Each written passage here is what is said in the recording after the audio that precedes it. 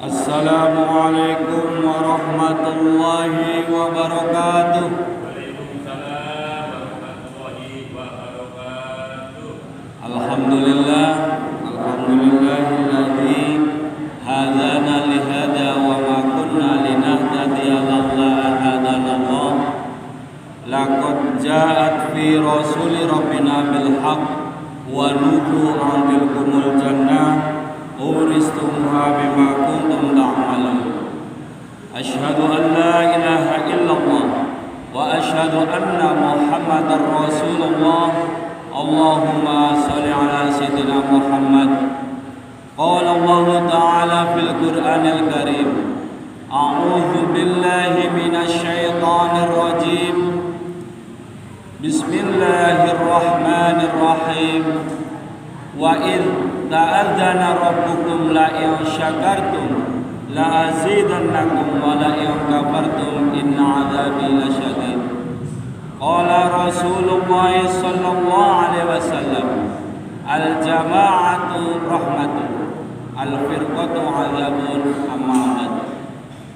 Pertama-tama marilah kita bersama bersyukur kehadirat Allah Subhanahu wa taala atas anugerah berbagai macam nikmat yang terutama pada bulan ini bangsa Indonesia memperingati nikmatnya hari ulang tahun kemerdekaan Republik Indonesia yang ke-75. Kita ucapkan alhamdulillahi rabbil alamin ala kulli halin wa ni'matin. Selanjutnya sholawat serta salam semoga tercurah kepada Nabi besar Muhammad sallallahu alaihi wasallam. Sallu alaihi khatamul anbiya'i wal mursalin, yang telah membawa kita dari zaman jahiliyah menuju zaman yang penuh, insyaallah penuh berkah dari Allah dan hidayah dari Allah Subhanahu wa taala. Allahumma sholli ala sayyidina Muhammad. Mari kita perhatikan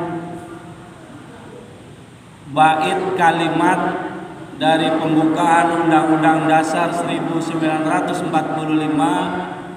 Anak sekolah biasanya hafal, terutama dibacakan pada saat upacara bendera. Perhatikan bait kedua atau alinea kedua dan ketiga.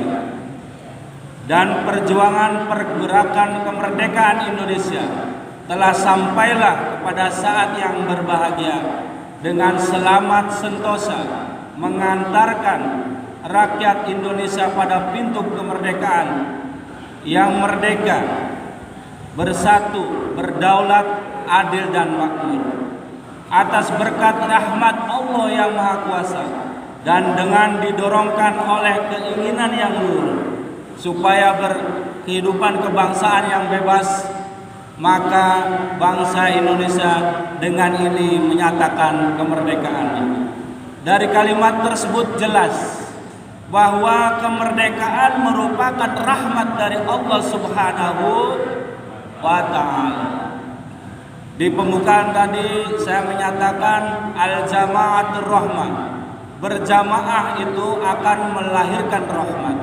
Jelas dalam bait tersebut terdapat atas rahmat Allah yang Maha Kuasa bangsa Indonesia bisa merdeka seperti saat ini. Selama 350 tahun dijajah oleh penjajah Belanda dengan politik divide et impera, politik memecah belah.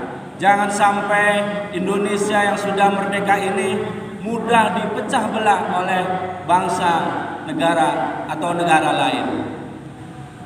Mari dengan sikap at-tawasud, at-tawazun, tasamu dan amar ma'ruf nahi munkar kita isi, kita syukuri kemerdekaan Indonesia ini. Di pembukaan tadi saya membaca surat Al-Quran. A'udzu billahi minasyaitonir rajim. Bismillahirrahmanirrahim. Wa idza adzana rabbukum la in syakartum la azidannakum wa la in kafartum inna adzabi lasyadid. Ayat tersebut merupakan panggilan atau pengumuman dari Allah Subhanahu wa taala bahwa orang yang bersyukur akan ditambah nikmatnya. Sebaliknya, orang yang kufur, siksa Allah sangat pedih. Mari kita terjemahkan makna syukur itu, sorful abdi ila jami'an amilihi ila ma khuliqa li ajli. Mempergunakannya hamba atas segala macam nikmat kepada tujuan penciptaan nikmat tersebut. Dengan prinsip tadi, pertama, at-tawasud, bersikap tengah-tengah, tidak ekstrim kanan, tidak ekstrim kiri. Yang disebut ekstrim kiri, paham seperti komunis, itu ekstrim kiri. Ekstrim kanan, paham radikalisme, paham terorisme yang mengatasnamakan agama untuk kekerasan. Itu tidak sesuai dengan prinsip Ahlus Sunnah wal Jamaah. Wa kadzalika ummatan wasaton. Jadi umat Islam itu merupakan umat pertengahan, tidak ekstrim kiri maupun ekstrim kanan. Selanjutnya at-tawazun. A'udzu billahi minasyaitonir rajim.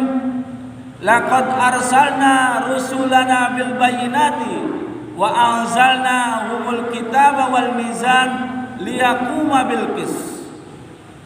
Allah telah menurunkan Rasulullah dan menurunkan Al-Quran sebagai neraca pembanding keadilan supaya manusia bisa berbuat adil. Prinsip at-tawazun ini penting sekali. At-tawazun adalah prinsip sedang-sedang, tengah-tengah, seimbang antara penggunaan dalil akli dengan penggunaan dalil nakli. Penggunaan dalil nakli itu bersumber dari Al-Quran dan hadis dan pendapat para ulama, sedangkan dalil akli bersumber pada rasional atau akal pikiran. Selanjutnya, prinsip tasamuh atau toleransi.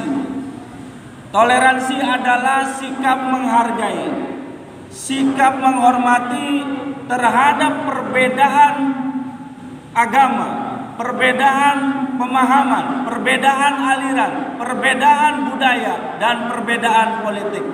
Ini sesuai dengan konsep dalam Al-Quran, lakum dinukum waliyadin. Bagimu agamamu, bagiku agamaku. Sudah jelas, tidak dicampur adukan. Kadangkala sebagian masyarakat Indonesia ada yang salah menafsirkan arti toleransi. Toleransi itu tidak dicampur adukan. Itu.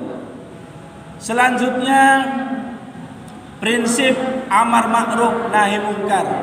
Jadi dalam mengisi kemerdekaan ini perlu prinsip amar ma'ruf nahi mungkar agar Indonesia semakin maju.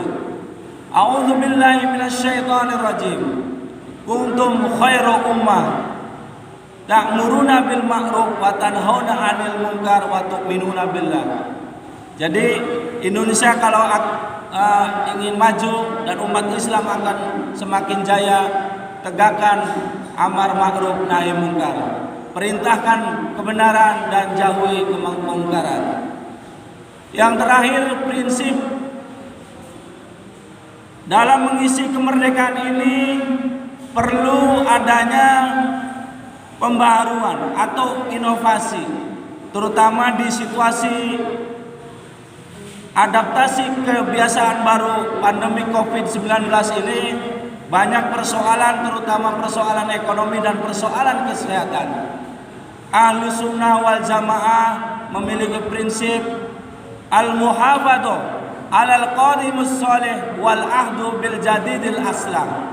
menerima tradisi lama yang baik. Jadi yang lama-lama yang baik diambil. Ya. Yang kedua, wal ahdu bil jadidil aslah. Selalu melakukan pembaharuan-pembaharuan, inovasi-inovasi yang memudahkan manusia melakukan aktivitas. Mudah-mudahan vaksin atau obat dari virus COVID-19 cepat ditemukan dan Indonesia bisa kembali normal beraktivitas sehingga kemerdekaan Republik Indonesia yang ke-75 ini bisa dinikmati dengan sempurna. Selanjutnya ada lirik dari qasidah yang judulnya Perdamaian. Walaupun sedikit saya akan sampaikan. Perdamaian, perdamaian, perdamaian, perdamaian, perdamaian, perdamaian, perdamaian, perdamaian.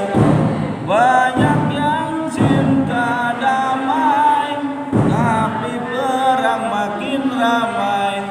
Banyak yang cinta damai, tapi perang makin ramai. Bingung, bingung memikirnya. Ini lagu ini penting terutama buat suami istri. Jadi kalau mulai terjadi konflik atau bertengkar suami istri, lagu ini penting.